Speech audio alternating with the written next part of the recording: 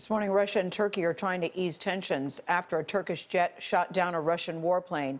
Turkey says a Russian plane strayed just over a mile into airspace and was there for only 17 seconds when it was fired on by a Turkish F-16.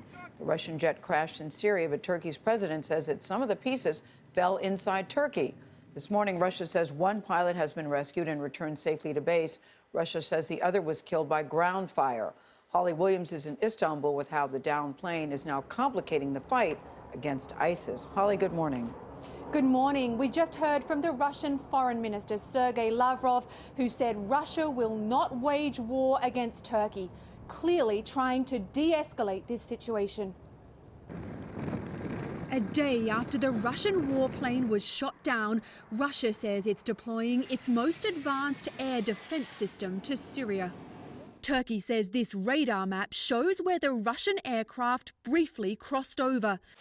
But Moscow denies its warplane ever left Syrian airspace. And the Russian President, Vladimir Putin, called Turkey's actions a stab in the back.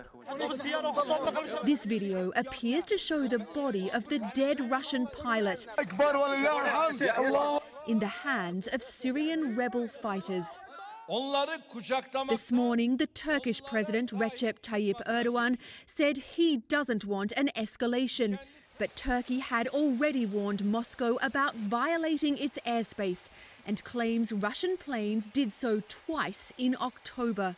President Obama spoke by telephone with the Turkish president, and both he and NATO called for calm. This points to an ongoing problem with the Russian operations, in the sense that they are operating very close to a Turkish border.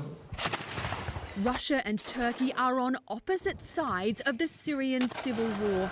Turkey, like its ally the US, backs the Syrian rebels, while Russia supports the Syrian regime and in September began launching airstrikes.